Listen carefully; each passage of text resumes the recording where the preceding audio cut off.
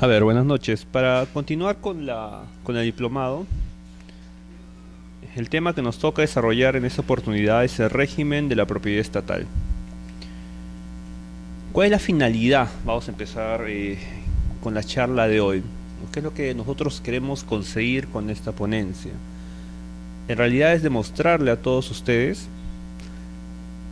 cuáles son las instituciones, por lo menos las más representativas o más importantes que existen en el Estado peruano, que de alguna forma administran y disponen predios del Estado, ¿no? ¿Y con qué finalidad? Sencillamente para saber, pues, si yo soy en un caso en específico, en un caso concreto,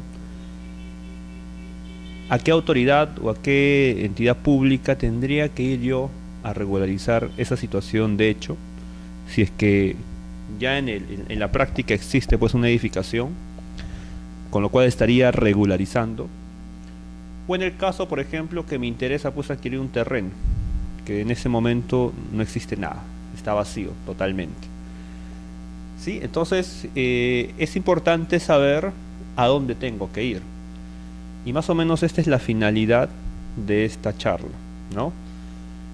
Y además, de alguna forma, dejar deslindada la posibilidad de que no debería haber, en rigor, conflictos de competencia, ¿no? Es decir, no debería haber dos entidades públicas o tres entidades públicas en el peor de los casos que puede irrogarse competencia acerca de un área determinada, ¿no? Entonces, y eso nos va a llevar también a conversar acerca de la competencia, ¿no? La competencia con la cual gozan todas las entidades públicas y que finalmente tiene que estar en una norma, ¿no? En una ley. Entonces, ese es más o menos el escenario que el día de hoy vamos a conversar, ¿sí? Veamos.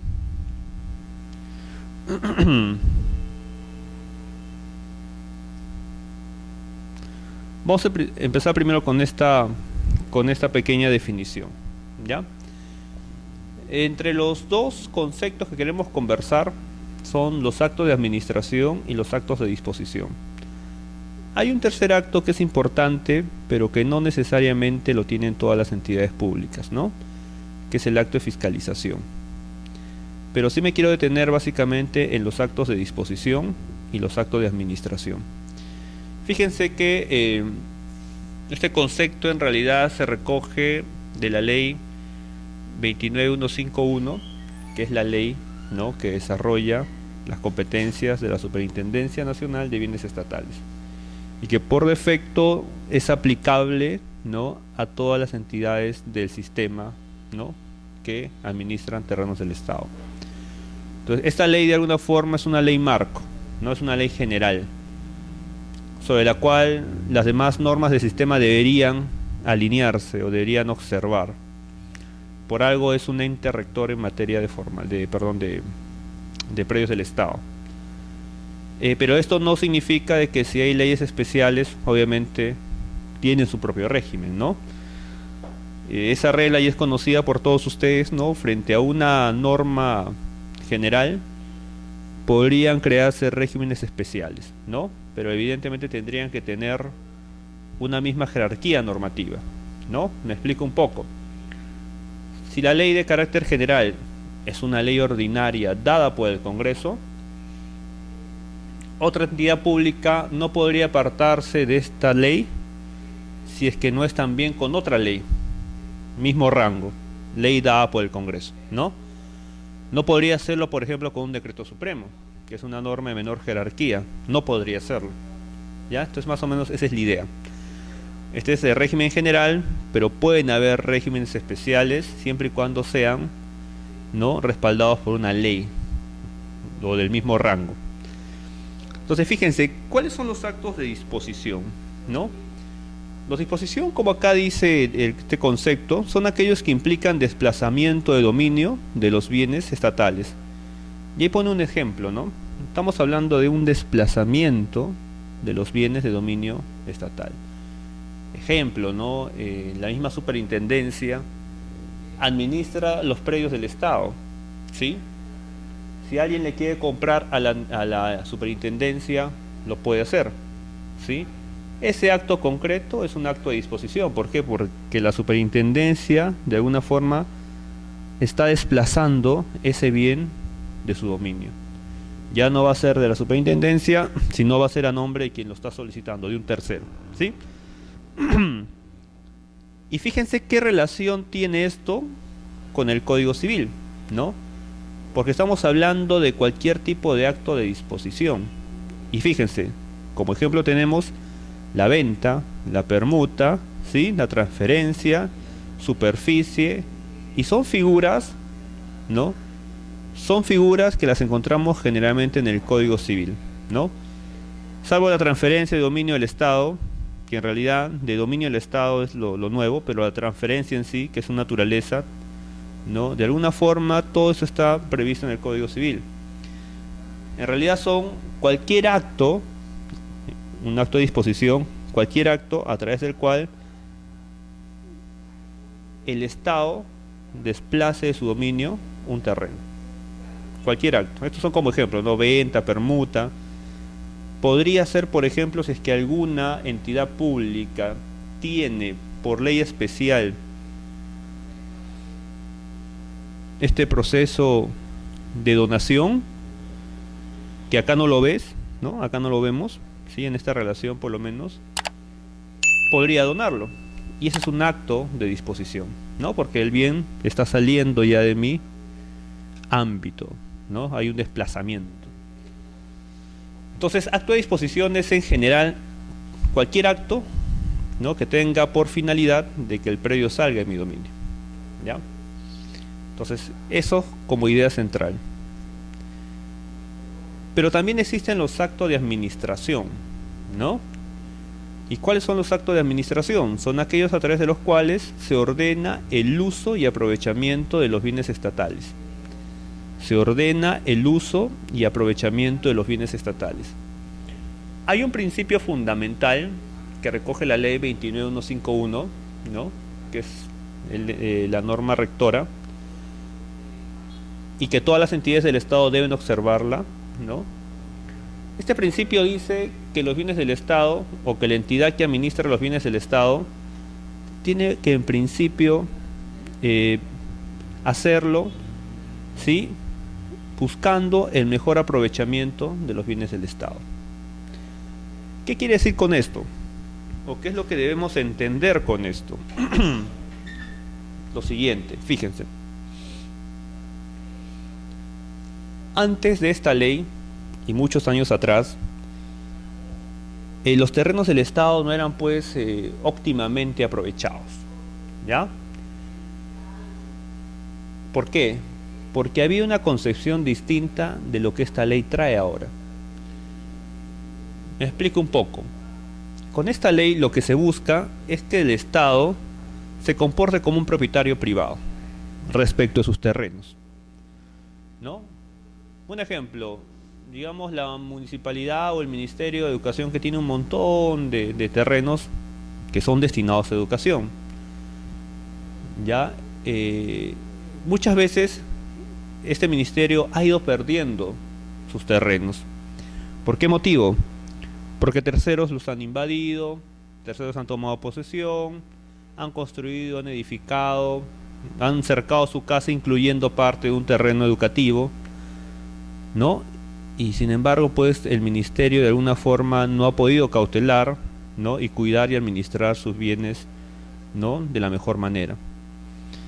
Pregunto, ¿cómo cambiaría este escenario si es que en vez del ministerio sea un propietario privado? Usted, por ejemplo, que tiene, vamos a hacer de cuenta que usted tiene 10 terrenos en la ciudad de Lima, ¿sí? ¿Usted permitiría, por ejemplo, que de sus 10 terrenos, 6 de ellos estén invadidos? No, ¿verdad? Porque la reacción normal de un propietario que de alguna forma valora cada metro cuadrado de su terreno, porque evidentemente no se lo regalaron, sino que le costó. Entonces la primera reacción va a ser recuperar el terreno, ¿no? Y eso implica pues administrar el terreno. Entonces, si yo tengo 10 terrenos como privado, probablemente lo que tengo que hacer... ¿Qué pasó acá? Probablemente lo que tengo que hacer es... no sé qué ha pasado acá. Carlos. Lo que tengo que hacer en todo caso es preguntarnos qué es lo que ha pasado. O sea, ok. No sé qué.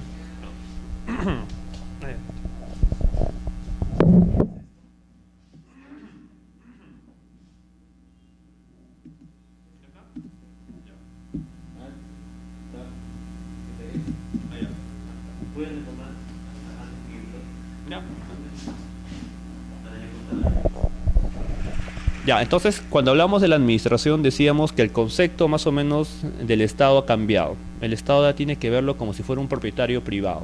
Entonces un propietario privado evidentemente no va a permitir que un tercero invada su terreno. Un propietario privado no va a permitir que sus terrenos estén abandonados, ¿no? Si usted es un propietario privado, probablemente lo que quiere hacer es administrar sus terrenos. O sea, no venderlos, probablemente administrarlos. ¿Eso qué implica? Que por ejemplo yo podría arrendarlo, ¿no? Si hay alguien que esté interesado en ese terreno, pero yo no quiero venderlo, por la ubicación, por la potencialidad que pueda tener ese terreno de acá a 3 o 5 años, sencillamente lo puedo alquilar, ¿no? Entonces, en la administración, lo que más o menos se busca es el mejor aprovechamiento de los predios del Estado. ¿Ya? Este predio por la ubicación lo puedo arrendar. Tengo por ahí un terreno donde no hay absolutamente nada.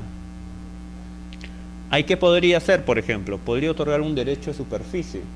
Es un acto de disposición, ¿ah? Un derecho de superficie. ¿Qué implica eso? Que esa persona a la cual le voy a entregar este derecho de superficie va a poder edificar sobre ella, ¿no? Y con el tiempo, si las partes lo pactan, esa edificación va a formar parte del Estado, ¿no? Esa es la funcionalidad del derecho de superficie. Y es más, puede evaluar todas las figuras habidas y por haber que están en la ley y que le permite justamente al Estado poder llevar a cabo una administración eficiente de los terrenos. De ahí vamos al tema de la administración, ¿no? Y fíjate, ya en la administración tenemos algunas figuras tal vez propias del derecho público. Por ejemplo, el usufructo es una figura o un instituto que lo encontramos en el Código Civil. El arrendamiento también. Pero la afectación en uso, por ejemplo, es una figura propia del derecho público, ¿no? Eso también, ¿no? Es una forma de administrar los terrenos del Estado. Tenemos la cesión en uso, bueno, que eso sí está en el Código Civil, el comodato también. Tenemos la declaratoria de fábrica, que también están en normas especiales, ¿no? Demolición y otros aspectos que impliquen no desplazamiento de dominio. Lo estoy administrando solamente. Entonces, hasta acá tenemos dos conceptos bien claros, ¿no? Los actos de disposición y los actos de administración, ¿sí? Las entidades públicas en general pueden hacer cualquiera de estos actos, ¿ya? No necesariamente tienen que vender los predios, pueden administrarlos únicamente, ¿sí? ¿Alguna pregunta hasta acá? Dígame.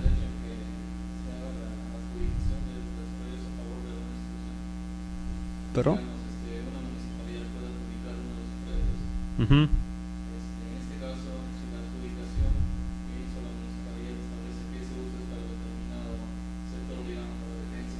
Ya. Posteriormente ya no se dará el uso de defensa porque ya no, porque ya no lo requieren. Uh-huh. La institución, en este caso el Ministerio de Defensa, al hacer un cambio de uso, ya no es que sea de defensa, sino de residencia, puede darse la posibilidad de que la municipalidad pueda recuperar ese terreno, ya que no ha sido utilizado.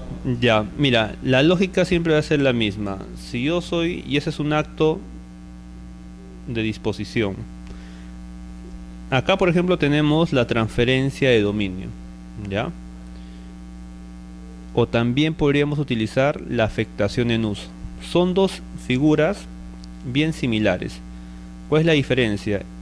En los actos de administración, donde está la afectación en uso, no estoy entregando propiedad, ¿ya? Solo estoy entregando, como puedes darte cuenta, un derecho temporal. Oye, úsalo de manera indefinida para la finalidad para la cual me has pedido. Si tú me has pedido, por ejemplo, para hacer un parque, ¿no? Te puedo entregar una afectación en uso, ¿sí? Y efectivamente, pues, y me pides a tiempo indeterminado. Entonces, yo voy como propietario, verifico que el primer año estaba efectivamente funcionando ahí un parque, ¿no? El segundo año tal vez también. El tercero ya poco a poco se fue descuidando. En el cuarto año ya veo que la mitad está verde y por ahí he encontrado otra cosa totalmente distinta. Entonces, ¿eso qué implica? Que estos derechos otorgados, que son temporales, en principio no son definitivos. Dos, ¿qué implica? Que la administración o el titular tiene la obligación de verificar que efectivamente se cumpla la finalidad. Si es que no se cumple la finalidad, es válido que la administración pública, siempre observando este principio, el mejor aprovechamiento de los bienes del Estado, pueda concluir, ¿no?, que tenga que extinguirse la afectación. Entonces, así como te lo doy, te lo puedo quitar. Entonces, la figura para que retorne ese predio al Estado es precisamente la extinción de la afectación. Si es que te he dado una afectación en uso, ¿eh? Si te doy un derecho temporal vía afectación en uso, la forma de quitártelo es la extinción de la afectación en uso. Pero ¿qué pasa si yo te doy una transferencia de dominio? Me pides una transferencia porque ibas a hacer pues un megaparque, ¿no?, ecológico y todo lo demás. Y me dices, sí pues, pero lo quiero hacer a través de un tercero, de un privado, una inversión pública privada. Entonces la afectación en uso, sí, pero quiero, por ejemplo, que me des en transferencia. O quiero transferencia porque quiero hacer un programa de vivienda. Transfíreme el terreno para hacer un programa de vivienda, y como es un programa de vivienda yo voy a tener que vender los predios. Entonces el Estado puede efectivamente, ok, te doy una transferencia de dominio con esa finalidad, hacer un programa de vivienda. ¿Y acá qué pasa? Similar al parque, ¿no? Solo que acá le doy transferencia, en el anterior caso le doy afectación en uso, ¿no? Acá le doy transferencia porque después él va a vender los predios. Entonces el primer año veo que efectivamente pues están haciendo los trazos, ¿no? Bueno, sí, pues normal. El segundo año ya pues están de alguna forma lotizando, dibujando el diseño, los planos, todo lo demás. Y resulta porque el tercer año se paralizó toda la obra. No hay nada, absolutamente nada. Es más, lo que había ya no está. Y en el cuarto año estoy viendo que la municipalidad ya está cercando algunos predios y los está utilizando como por ejemplo para cocheras, ¿no?, campos deportivos, etcétera, etcétera, ¿no? Es más, cuando organiza alguna actividad, ¿sí?, utilice esos terrenos para hacer su actividad. Entonces, si te das cuenta, acá se ha desnaturalizado, al igual que en el caso anterior, la finalidad para el cual yo le he dado el predio, solo que acá le he dado transferencia. ¿Ya? Entonces, acá también hay un incumplimiento que está constatando, corroborando la empresa, perdón, la entidad estatal. ¿Cuál es entonces el actuar lógico? Yo te pregunto a ti, si tú fueras un propietario, igual le entregas a tu primo un terreno para que haga, no sé, un colegio, y al final tu primo hace otra cosa, pues obviamente tú se lo tienes que quitar, ¿no? Porque hay un incumplimiento de él. Entonces el Estado actúa bajo esa misma lógica. Oye, no estás haciendo el programa de vivienda del Estado que tú me has pedido para hacer, y estás destinando el terreno para otra cosa. Entonces se lo quito también. La pregunta es, ¿qué procedimiento utilizo? En el anterior era afectación en uso, se lo quito con la extinción. En este caso te estoy dando transferencia. ¿Cuál es el procedimiento para quitártelo? Se llama reversión, ¿no? Ustedes han escuchado seguramente el procedimiento de reversión, es bastante conocido. Entonces la figura a través de la cual yo le tengo o le puedo de alguna forma recuperar el terreno es la reversión. Y la reversión es bien simpática porque Por ejemplo, yo le doy una transferencia de dominio igual para que haga ese programa de vivienda. Por una forma, por desidia, por ejemplo, de la entidad que lo entregó, se olvidó de verificar, no lo vio. Pasaron 15 años, todavía no hay nada, ¿no? Pasaron 20 años y ya vi que hay otra cosa. Entonces la reversión, yo puedo recuperar el terreno 10, 15, 20 años, no hay ningún inconveniente. ¿Sí? No hay ningún inconveniente en hacer la reversión. ¿Ya? Es un derecho válido que se reserva el propietario frente al incumplimiento de una obligación por parte del adjudicatario. No hay ningún inconveniente por ese lado. ¿Ya? Listo. Veamos ahora. Vamos a empezar acerca de la competencia para disponer y administrar los predios del Estado. Para ello hay que tener en cuenta lo siguiente, ¿no? Nosotros podemos encontrar una clasificación de predios urbanos, ¿no? Ustedes saben que existen dos categorías de predios: predios urbanos y predios rústicos, ¿no? Cuando hablamos de predios urbanos, a su vez podemos encontrar predios ubicados en zonas urbanas, ¿sí? Y en zonas de expansión urbana, ¿sí? En la ciudad es eso. Ustedes saben que acá, este es un curso también que está viendo derecho urbanístico.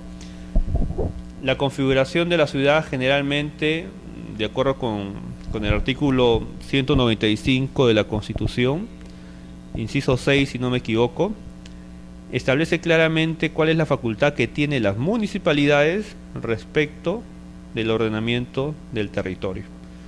O sea, el constituyente del 93 le ha dado esa gran responsabilidad de administrar el territorio, nada más y nada menos que a las municipalidades, ¿sí? La gran responsabilidad recae sobre las municipalidades provinciales. Las distritales de alguna forma coadyuvan a que se puedan elaborar los distintos tipos de planes que seguramente ya han visto, ¿no?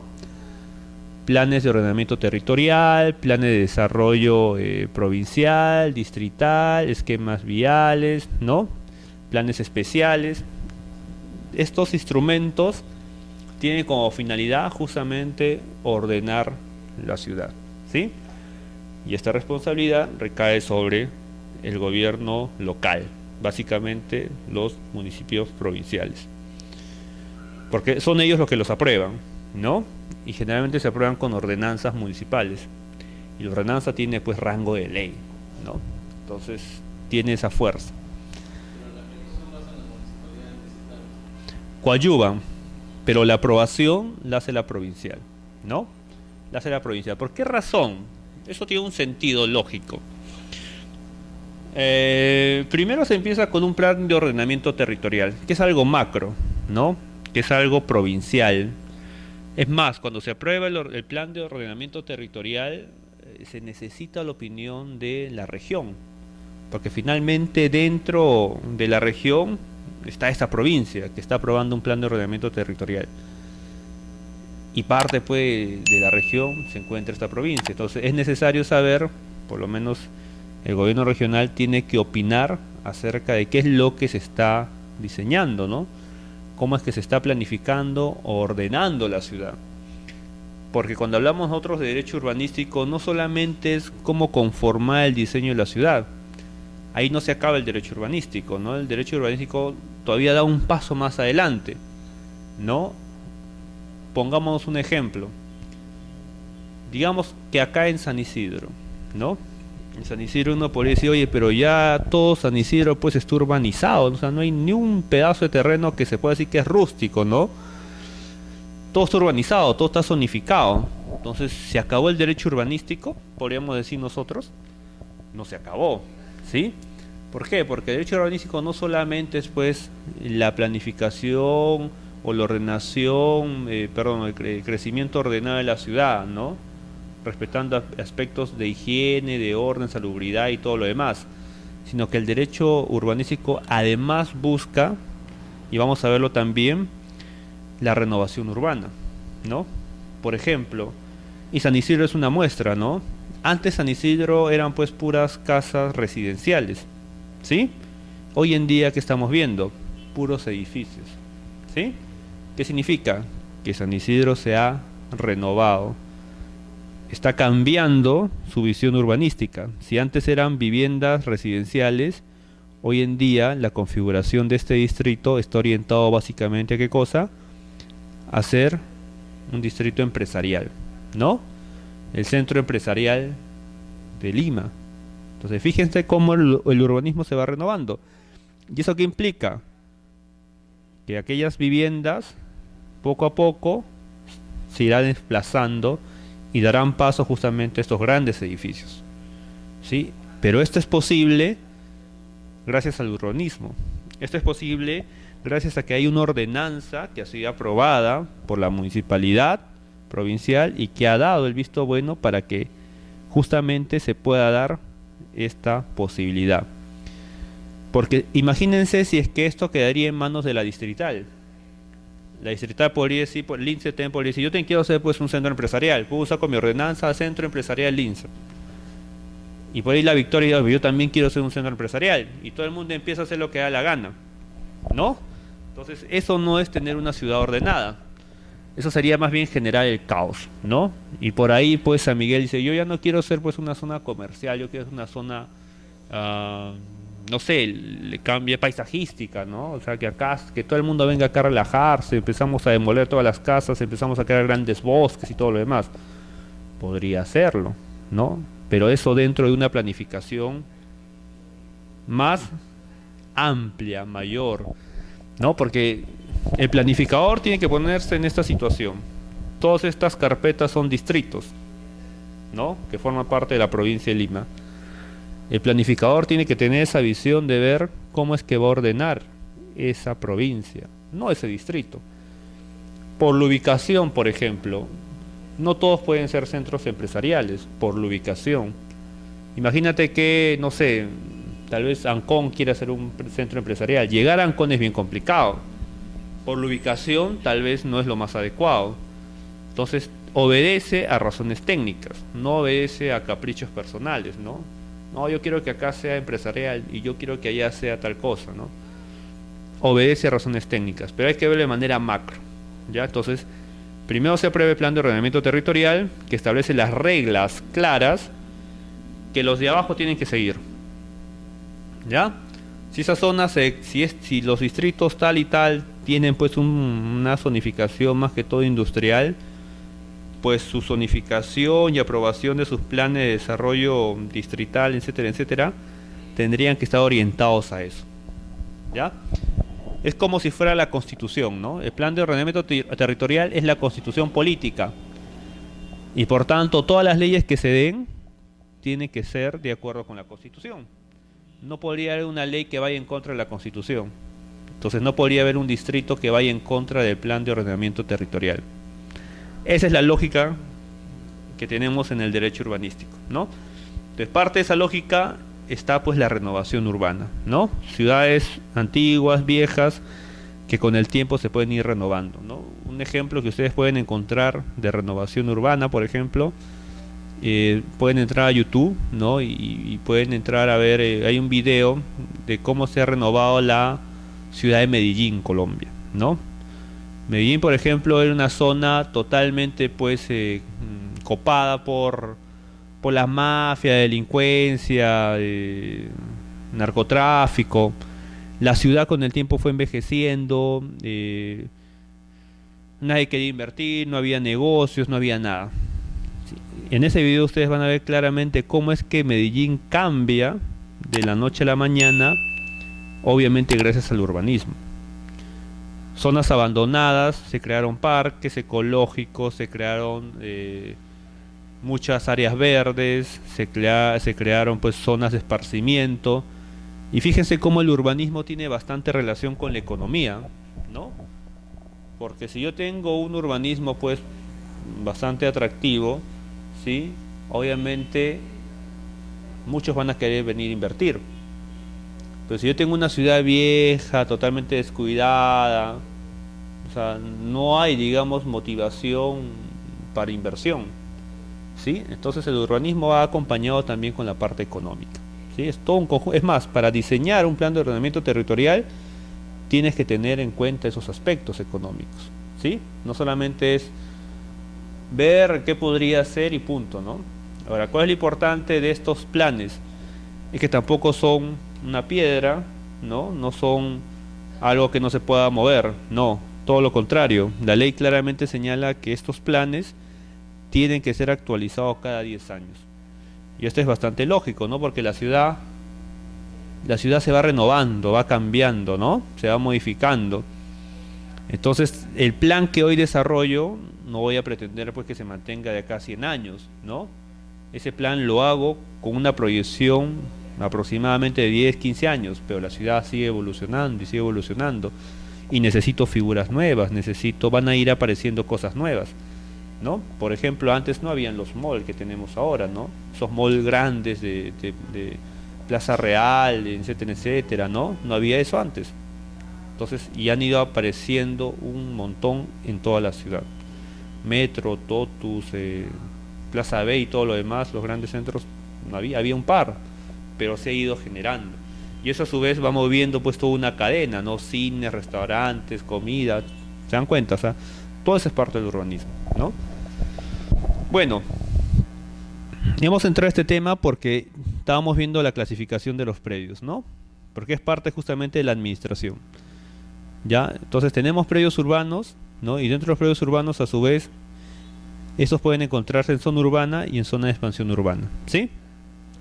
Cada uno evidentemente tiene un tratamiento distinto, ¿no? El uso, ¿no? Va a ser en tal caso delimitado precisamente por la zonificación, ¿no? La zonificación va a ser la que va a marcar qué uso es el que yo pueda darle a ese terreno, ¿no?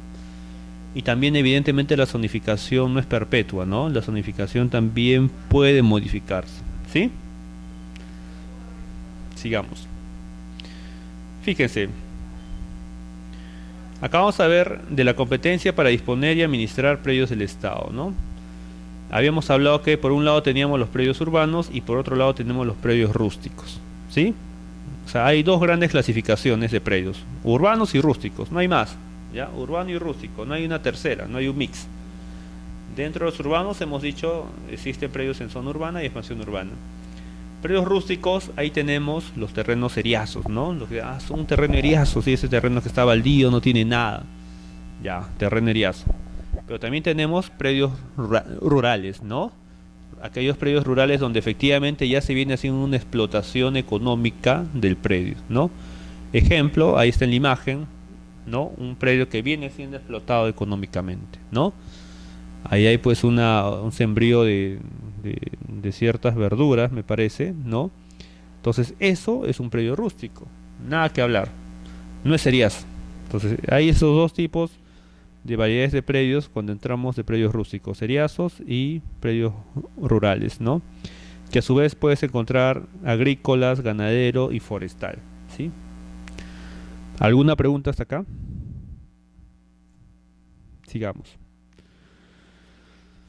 ¿Quiénes más pueden administrar o quiénes pueden administrar en tal caso los terrenos del Estado? Vamos a empezar con uno que es bastante conocido tal vez por muchos de ustedes, ¿no?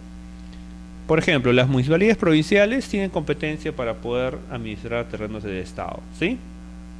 La misma ley orgánica de municipalidades señala incluso cuáles son los bienes que tiene o cuáles son los bienes que son de propiedad de las municipalidades provinciales.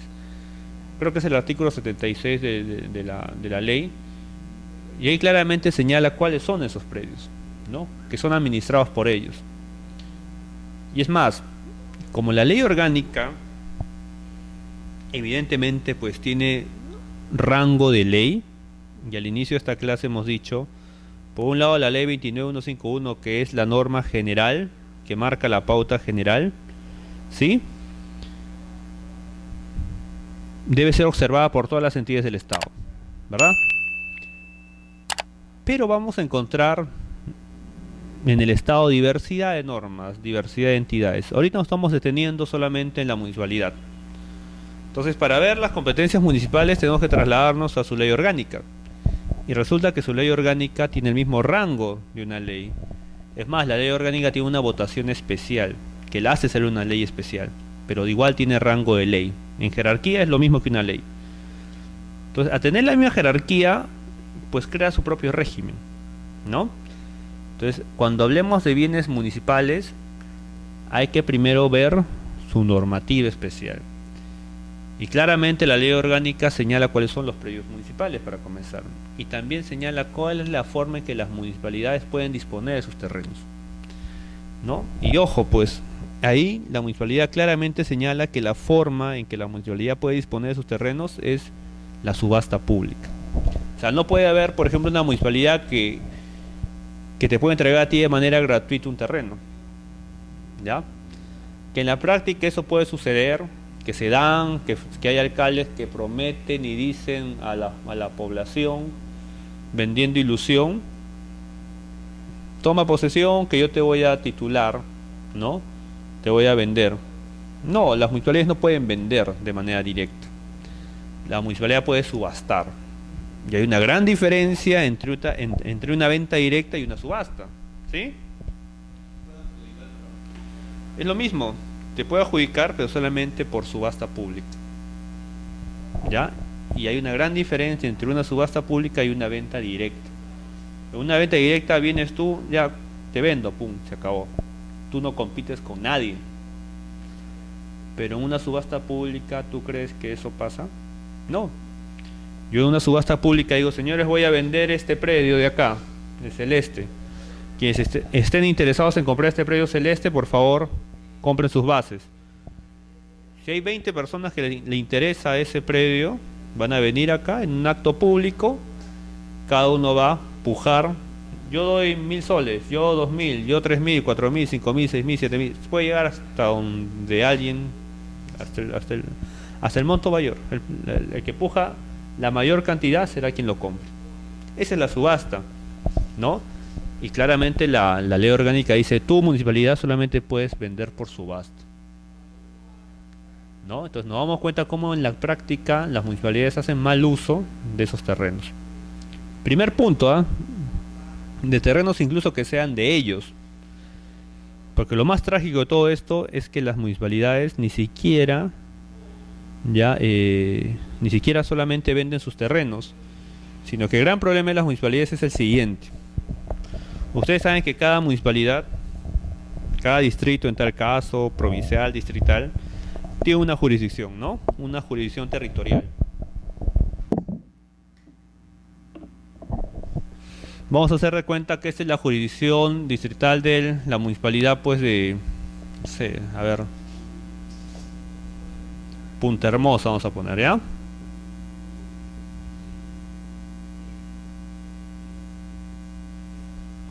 Todo eso es la jurisdicción de Punta Hermosa. Pero claro, resulta que Punta Hermosa sí tiene terrenos que son propiedad municipal. Esta es la jurisdicción, el distrito. Sí tiene terrenos que son de la propiedad de la municipalidad. Propiedad, digamos, inscrita en el registro. Digamos que toda esta zona, la zona antigua, ¿ya? Donde están las placitas, las casas, ¿ya? Esto sí tiene propiedad inscrita en el registro. Pero estas zonas pues son terrenos seriazos, ¿no? Zonas que están alrededor de la ciudad, zonas donde potencialmente la ciudad va a crecer, ¿sí? Si me sigues, esa es por ejemplo la zona urbana, ¿ya? Vamos a hacer cuenta que esta es la zona urbana. Y para acá está la zona que la municipalidad ha declarado como zona de expansión urbana. Es decir, hasta acá va a crecer la ciudad, ¿ya? Esta es la zona que va a ser la futura o el futuro crecimiento de la ciudad, ¿ya? O del distrito de Punta Hermosa. Y esto no, pues, porque son cerros, son quebradas o es playa, ¿no? Entonces, ¿qué pasa? Las municipalidades suelen disponer de estas áreas, ¿sí? Fíjate, sobre estas áreas, si bien es cierto, están dentro de su jurisdicción, pero sin embargo no son propietarios, ¿ya? Simplemente está dentro de su jurisdicción. Y como está dentro de su jurisdicción, hay gente pues que, por ejemplo, alguien invadió acá, tomó posesión, invadió, y dice, yo estoy dentro del distrito de Punta Hermosa. Ah, y como estoy dentro del distrito de Punta Hermosa, quien me tiene que vender pues es la municipalidad de Punta Hermosa, ¿no? No tengo que pedir a otra persona. Hasta ahí parece lógico, ¿sí? Porque estás en el distrito. Pero resulta que la municipalidad no puede disponer de aquellos terrenos que no están inscritos a su nombre. ¿Ya? Y aquellos terrenos que no están inscritos a nombre de nadie, ¿de quiénes son? Del Estado. ¿Ya? ¿Y quién representa al Estado? La SBN.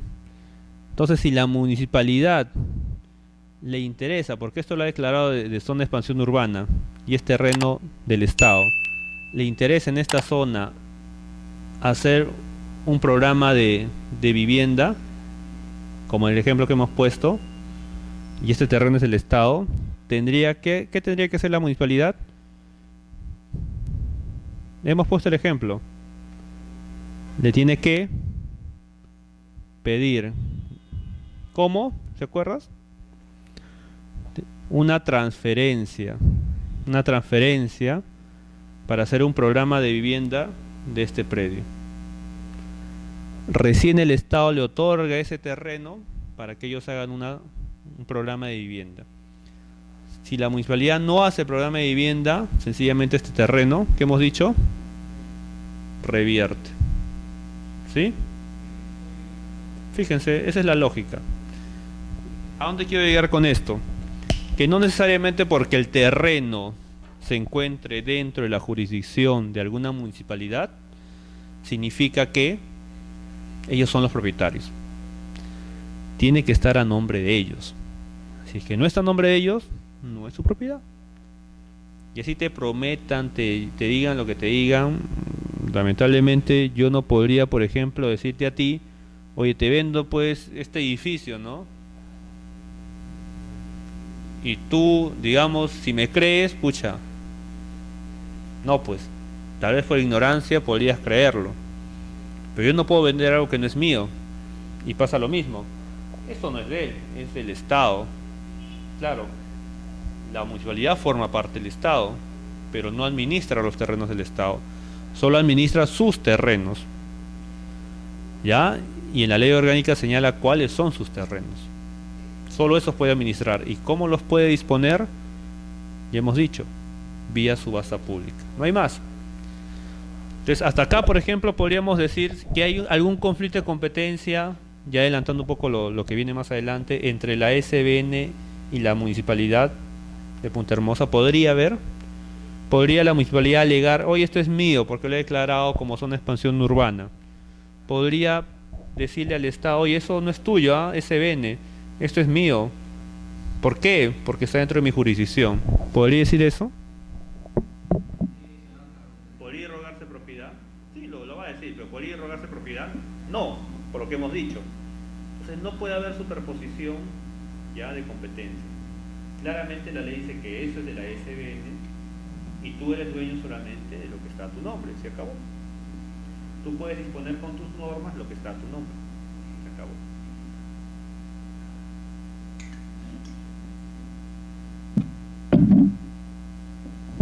Pero donde también sí tiene competencia las municipalidades son en lo que ustedes conocen ya, las famosas posesiones informales, ¿no? Vamos a hacer de cuenta que en esta zona de acá hay una posesión informal. Actualmente la ley se ha modificado. ¿Qué es una posesión informal? ¿Sabes qué es una posesión informal? Más rápido. Un asentamiento humano, ¿no? Un pueblo joven. ¿Sí? Generalmente, ¿cómo nacen estos pueblos jóvenes? Con una invasión. Invadieron, pues. Lo invadieron. Y acá hay una posesión informal o el asentamiento humano que se llama Las Brisas, ¿ya? Por ejemplo, el asentamiento humano Las Brisas, ¿ya? Fíjate, ha invadido un terreno del Estado. No es terreno municipal, es un terreno del Estado. Los terrenos municipales son estos, hasta ahí hemos dicho, pero han invadido un terreno del Estado.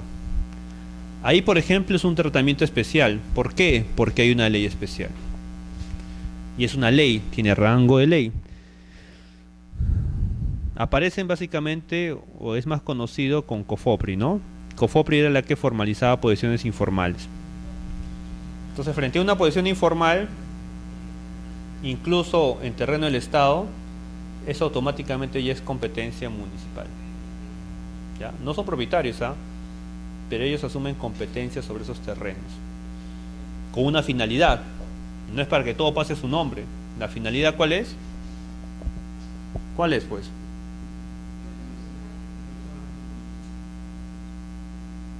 Solamente es titular. Esa es la finalidad, titula. Y ojo, solamente la municipalidad podría poner a nombre de ellos la posesión informal. No podría, por ejemplo, la municipalidad decir, este terreno que está vacío, lo pongo a mi nombre porque voy a formalizarlo. Ahí no hay nada que formalizar, porque no hay posesión informal. ¿Se dan cuenta? Entonces las reglas son claras. Jamás va a haber, o no debería haber conflicto de competencia. ¿Ya? Ahora, COFOPRI tiene pues, actualmente, COFOPRI viene formalizando. ¿Por qué razón? Porque hay una ley dada por el Congreso que le está dando como un permiso temporal, ya para formalizar hasta el 2016. Ya se vence el próximo año. Pero la competencia es municipal. ¿Ya? Es municipal, la competencia para formalizar es municipal. Lo está haciendo COFOPRI ahora de manera temporal porque hay una ley que se lo permite hacerlo. Antes, COFOPRI tenía que firmar un convenio con la municipalidad para que le dé competencia. Ahora no. Ahora lo hace como en sus inicios. En sus inicios COFOPRI formalizaba.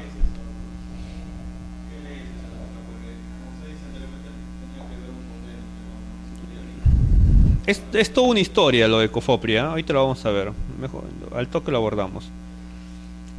COFOPRI se crea en el año 96. Su nombre de creación es el Decreto Legislativo 803.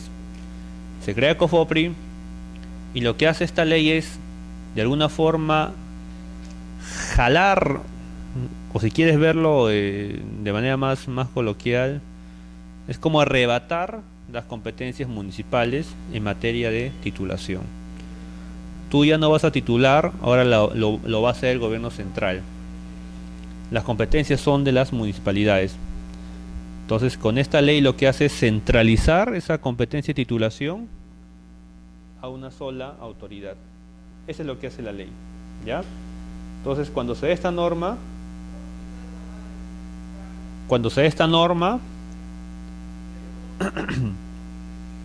se genera pues todo un debate. Vamos a poner un ejemplo.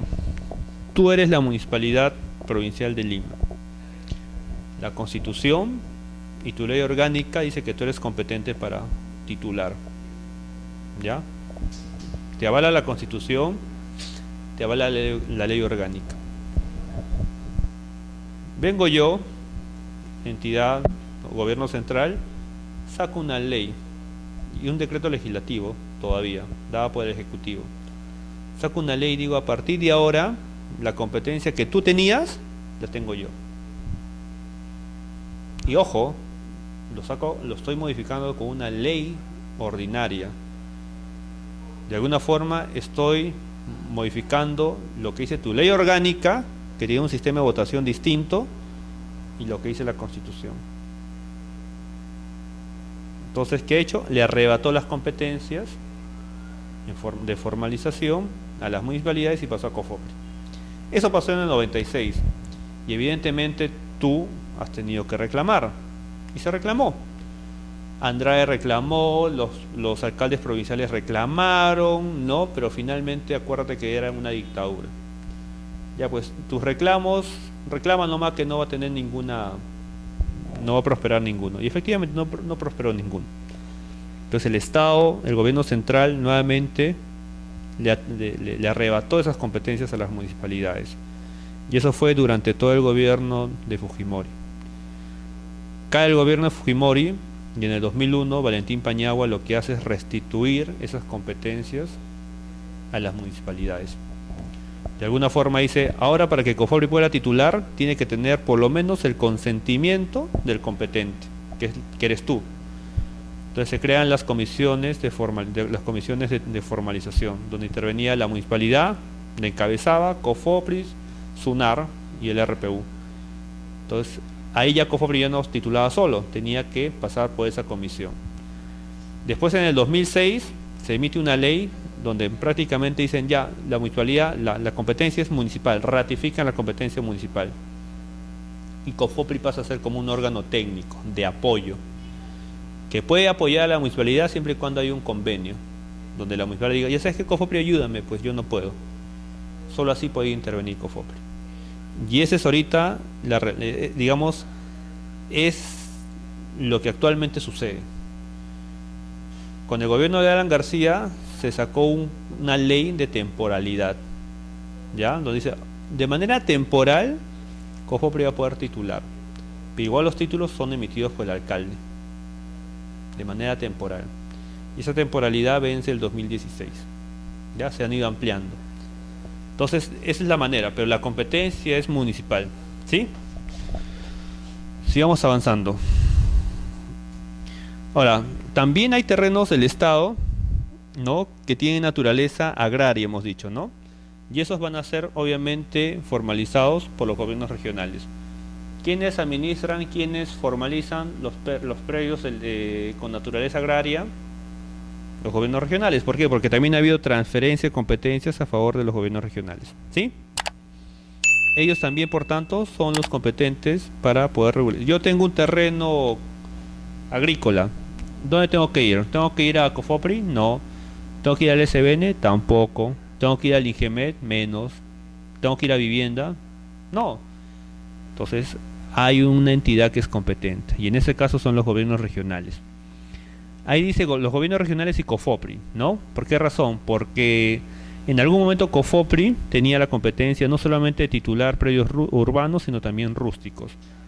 Pero ya COFOPRIS transfirió competencia a las regiones, o sea, le devolvió las competencias a las regiones, a excepción de dos regiones, que es Arequipa y Lambayeque. Por eso es que la diapositiva dice, actualmente los competentes son los gobiernos regionales y COFOPRIS. Pero la idea es de que COFOPRIS también entregue lo que es Arequipa y Lambayeque, y se acabó. Y sean las regiones únicamente las que formalicen los predios rústicos y eriazos habilitados, ¿ya? ¿Perdón? Sí funciona. Tú vas si tú tienes un predio, por ejemplo, acá en la región Lima, tienes que ir al gobierno regional de Lima. ¿Ya?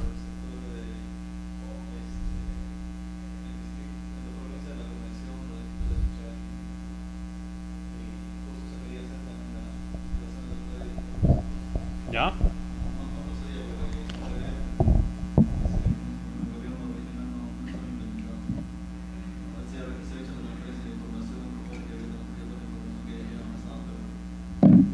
Ya, ese es muy diferente, pero la competencia la tiene. De que por razones operativas, razones logísticas, razones, no sé, de falta de personal, conocimiento, presupuestarias, y pueden haber más, ¿ya? Eso no significa que no sean competentes. Tal vez sean incompetentes, ¿no? En realidad porque no pueden hacerlo, ¿no? Pero ya la tienen. Y eso se transfirió en el año 2011. Entonces, una persona que tiene un predio ubicado dentro de la región de Cusco, poniendo ese ejemplo, ya no puede ir a COFOPRIS, ya no puede ir a Agricultura Lima, mucho menos tendría que ir a la municipalidad. Tiene que ir ¿a dónde? Al gobierno regional, ¿ya? Pero ¿qué marca? Que mi predio pues es rústico, ¿no? Si mi predio es rústico, voy pues al gobierno regional. Si he habilitado un terreno que era eriazo, no había un terreno eriazo, lo logré habilitar, ¿no? Y tiene sus normas especiales, ¿no? Hasta el 2008, si no me equivoco. Lo habilité, también me tengo que ir al gobierno regional. Él es el que me tiene que regularizar eso. Entonces, las competencias están claramente establecidas. Que en la práctica no lo quieran hacer, bueno, pues ya es problema, diría yo, de gestión. ¿Ya?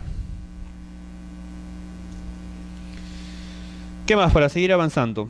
Fíjate, también tenemos predios que son administrados por el CERNAM. ¿Sabes lo que es el CERNAM? ¿No? Por ejemplo, existe un patrimonio natural de la nación, ¿no? Las áreas naturales protegidas. En Cusco, yo imagino que debe haber más de un área natural protegida. ¿Conoces alguna? Creo que era la reserva de Uquiche. Ya, por ejemplo, ¿no? En la selva también hay bastantes áreas naturales protegidas, ¿no?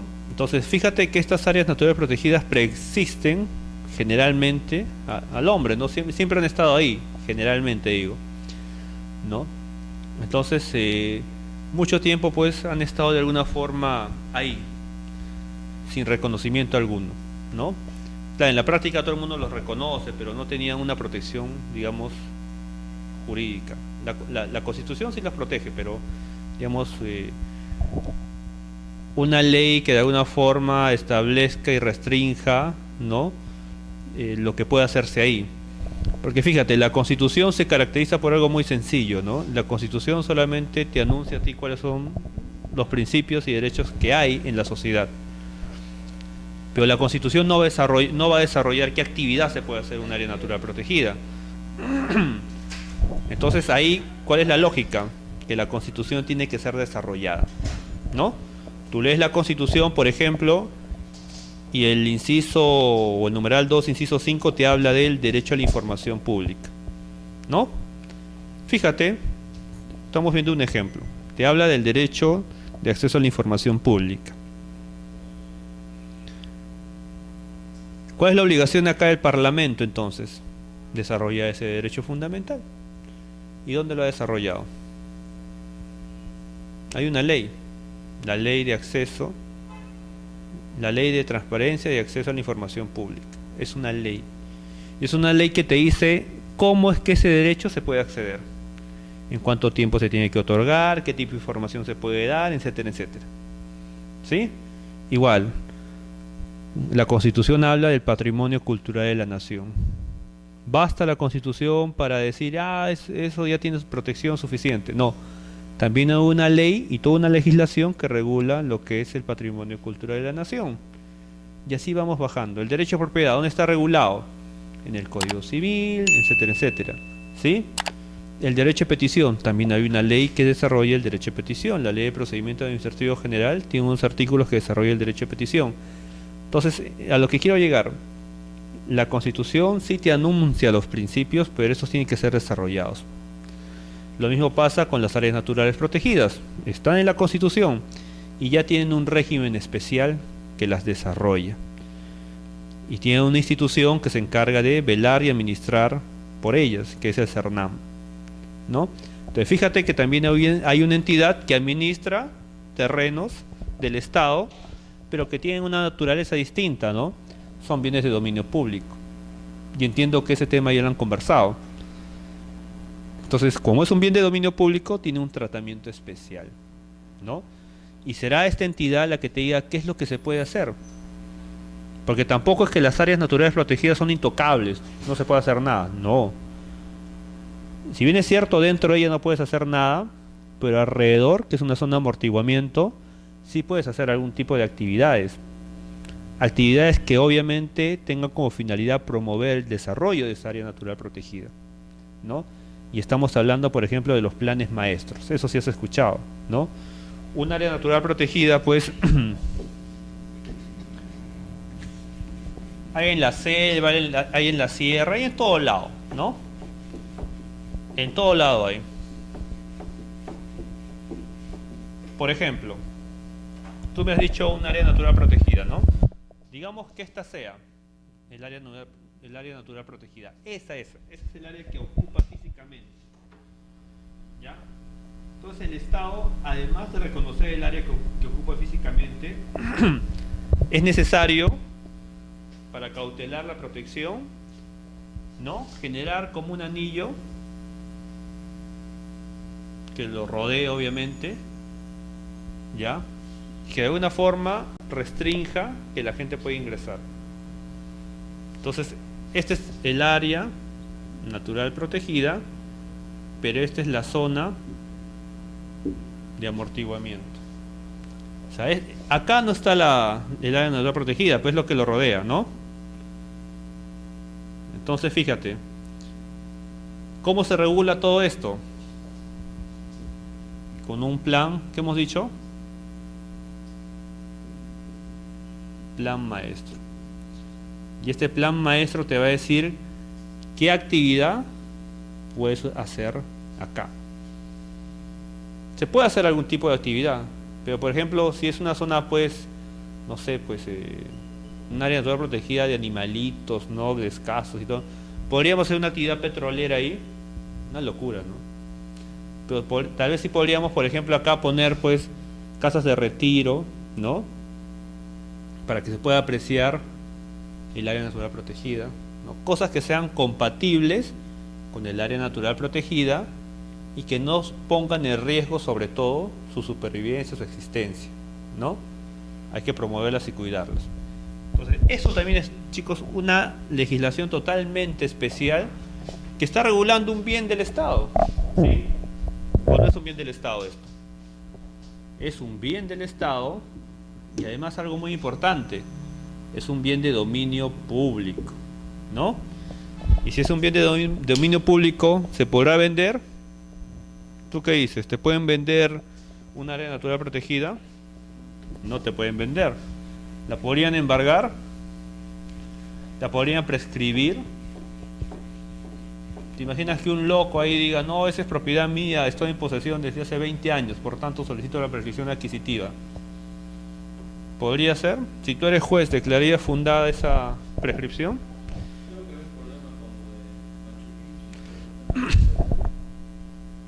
Sí he escuchado. Eso sí he escuchado. ¿Ya? Yo te decía que hay áreas naturales protegidas, pero esa, por ejemplo, es otra legislación, ¿no? Estamos hablando de patrimonio cultural de la nación, ¿no? Y en el patrimonio cultural de la nación, ojo, ahí no necesariamente todo es dominio público. En el patrimonio cultural de la nación, por ejemplo, tu casa puede ser muy hermosa, una casa antigua, colonial, y tú no tienes la culpa que te hayan heredado esa casa, ¿no? Y pasa el Estado y dice, máximo, patrimonio cultural de la nación. Me fregué, yo ya no puedo hacer nada. De hecho, que tu casa va a pasar a un régimen especial dentro de la legislación de patrimonio cultural de la nación. No puedo modificar, no puedo hacer nada. ¿Por qué? Porque si hago algo, no estoy afectando solamente a mí, estoy afectando a toda la nación. Porque la han declarado patrimonio cultural de la nación. Oye, tu casa es patrimonio cultural de la nación. O sea, ahora ya no puedes hacer lo que te da la gana en tu casa. Porque lo que hagas afecta no solamente a ti, sino a toda la nación. Es más, no la puedes vender. Si la vendes, primero ofrécemela a mí, ¿no? Al Ministerio de Cultura.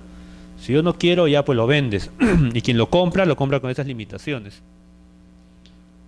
Es otra, y acá también lo vamos a mencionar, ¿no?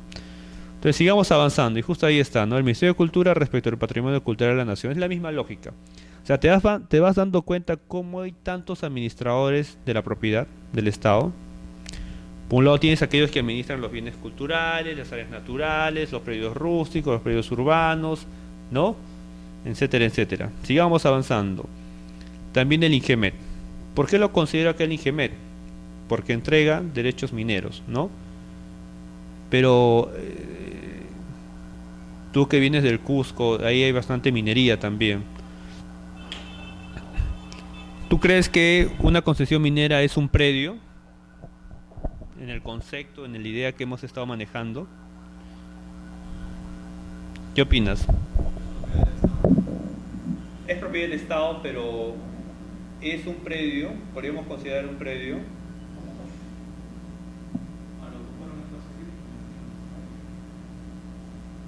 ¿Sí?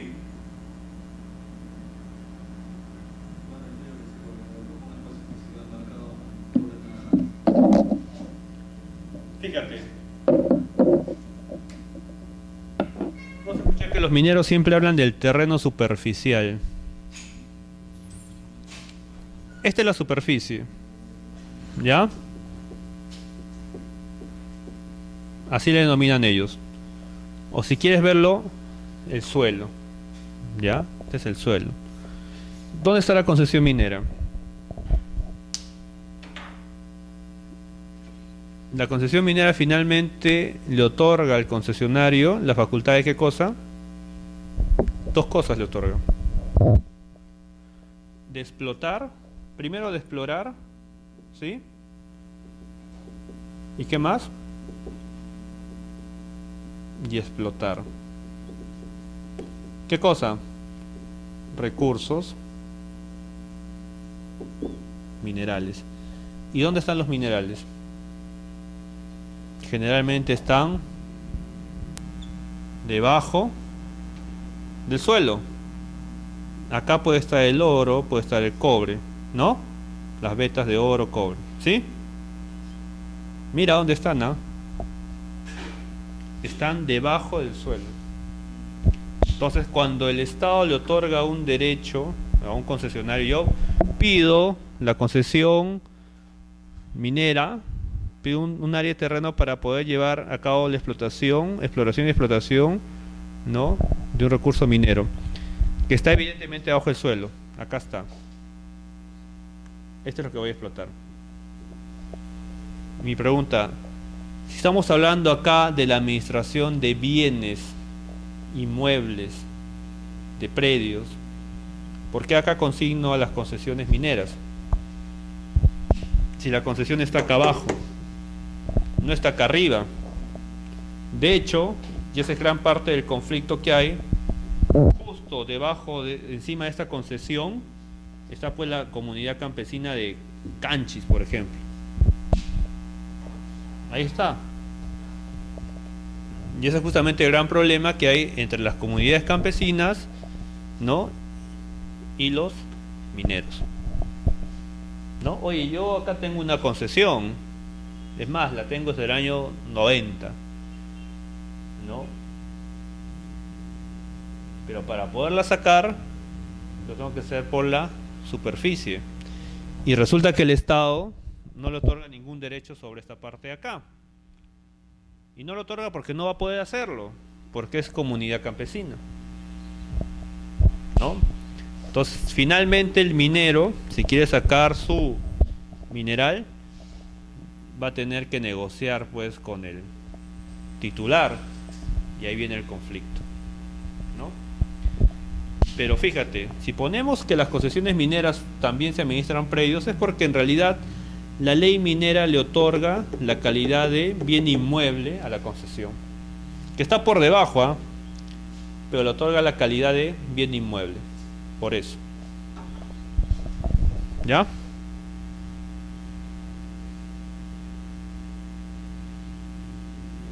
Por eso. Un segundito.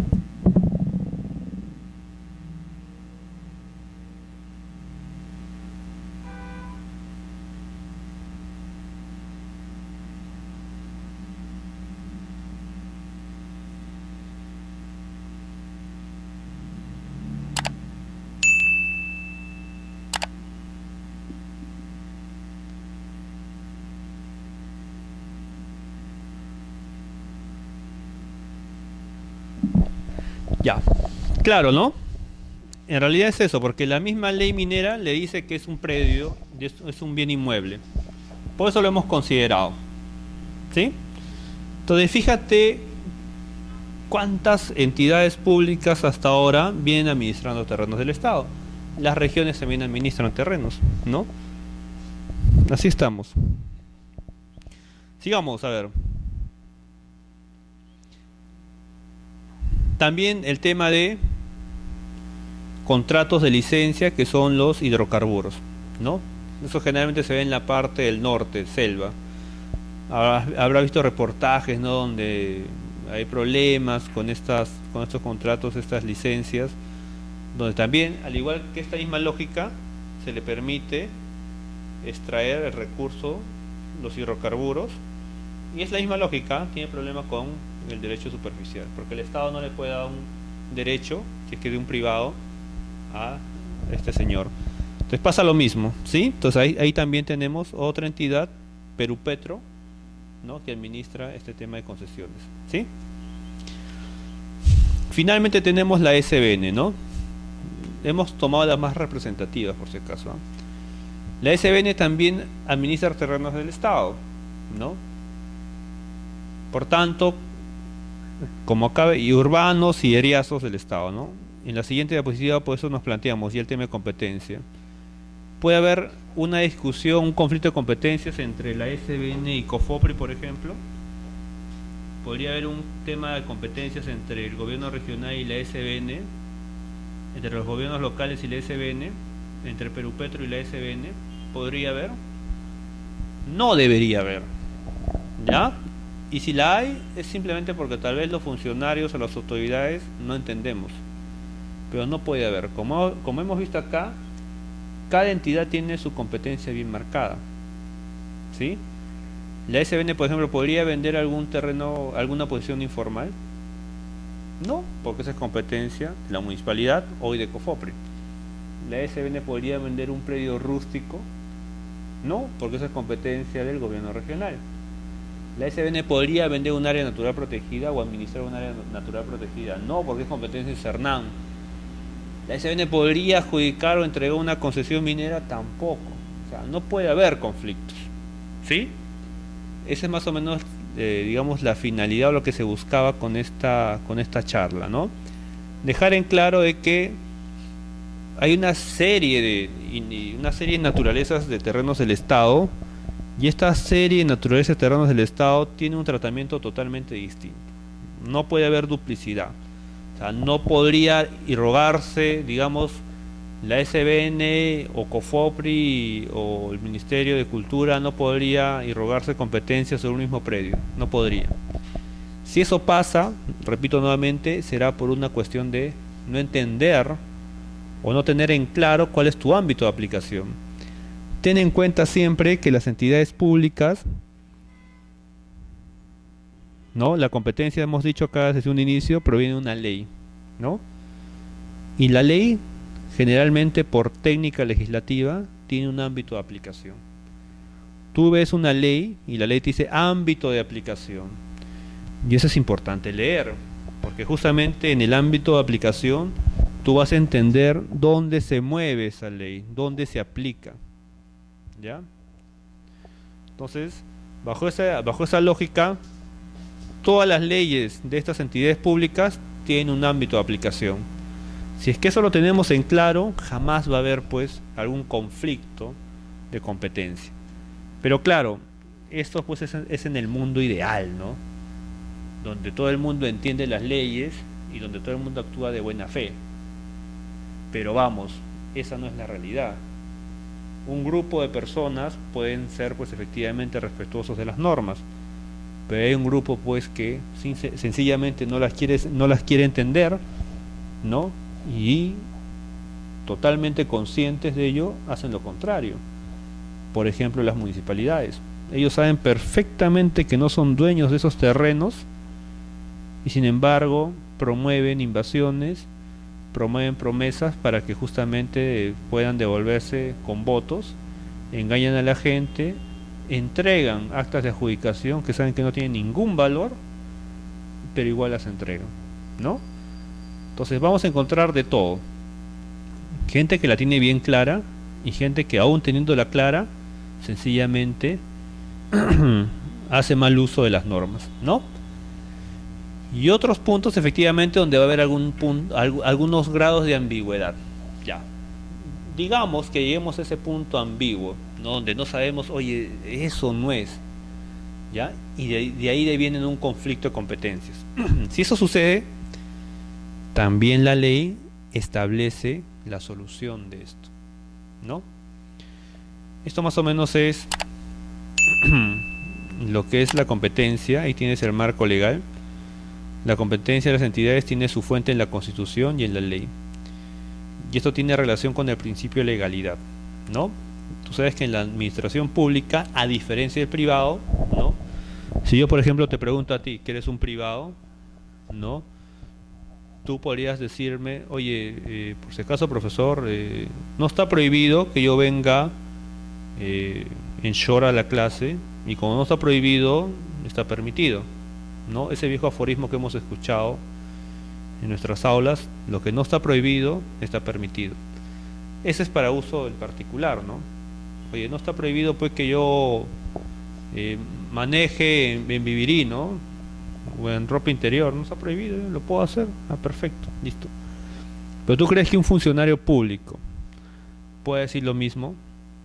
Puede decir, como no está prohibido, está permitido. Como no está prohibido, dice por ejemplo Cofopri, como no está prohibido de que yo pueda otorgar concesiones mineras, como no está prohibido en la ley, entonces está permitido. Y como está permitido, por tanto, entrego concesiones mineras. No puede hacer eso la entidad pública.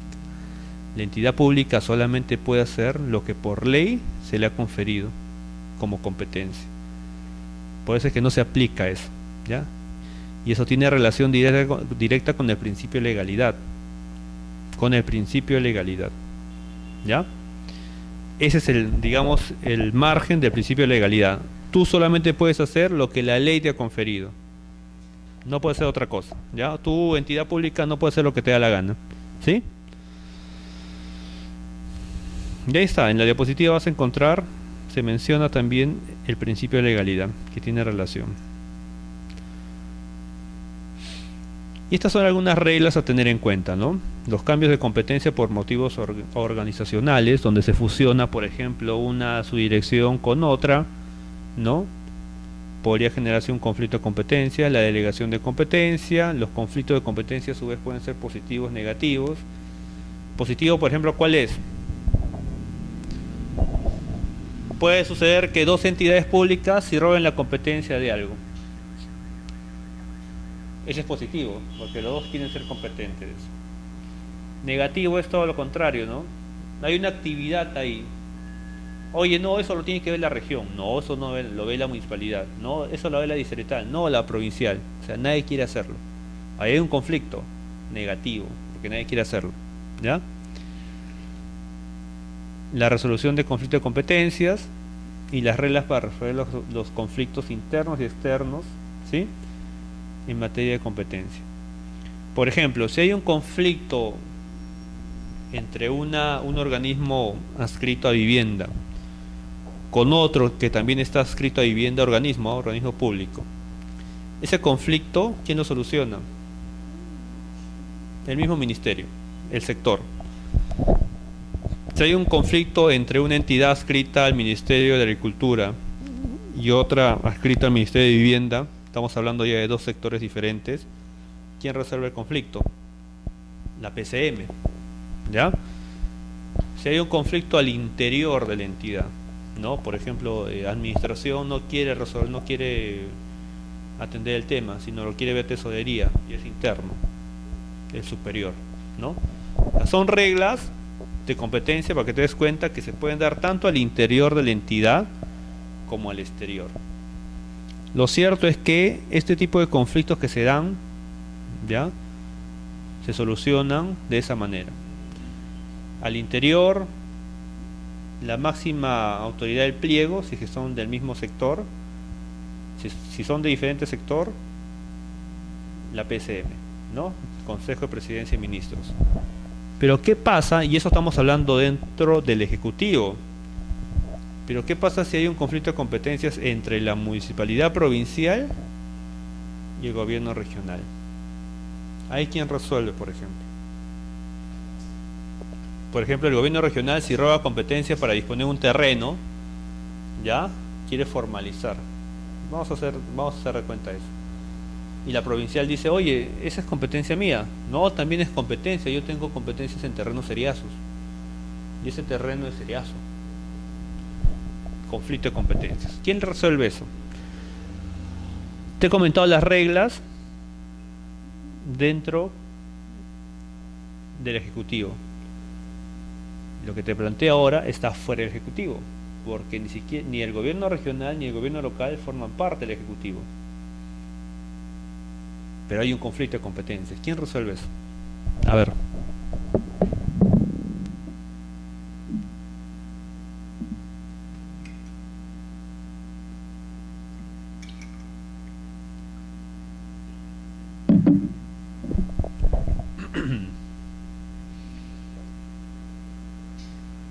La Constitución habla de entidades constitucionalmente autónomas. Tú abres la Constitución y vas a ver que crea las municipalidades, crea los gobiernos locales, crea los gobiernos regionales, crea el Tribunal Constitucional, crea la RENIEC, crea la OMPE, crea el Jurado Nacional de Elecciones, crea el Poder Judicial, crea el Ministerio Público, crea la Defensoría del Pueblo, crea el Banco Central de Reserva, y así vamos a encontrar muchas instituciones creadas por la propia Constitución. ¿Ya? Fíjate, eso se denominan, ¿no?, entidades constitucionalmente autónomas, creadas por la Constitución. Entonces, cuando poníamos el ejemplo entre la región de una municipalidad o un gobierno local, hay un conflicto entre dos entidades constitucionalmente autónomas. ¿Quién resuelve ese conflicto? De hecho, tú has escuchado por la tele que ha habido conflictos entre el Poder Judicial y el Jurado Nacional de Elecciones, o entre el Jurado y la OMPE, ¿no? Entre el Poder Ejecutivo y también con el Jurado. O sea, han habido conflictos entre poderes del Estado. ¿Quién resuelve eso?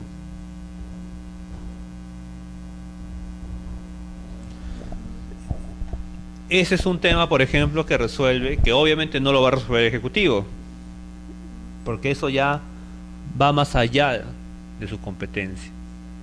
Eso lo tiene que resolver el Tribunal Constitucional. ¿Ya? Conflicto de competencias entre autoridades o entre entidades constitucionalmente autónomas creadas por la Constitución, lo resuelve el Tribunal Constitucional. ¿Ya? Se acabó. Y ahí está, ¿no? Al final, organismos constitucionales, Tribunal Constitucional. Hasta ahí llegamos. ¿Algún comentario? Si no hay preguntas, jovencito, ya nos vemos en una siguiente oportunidad.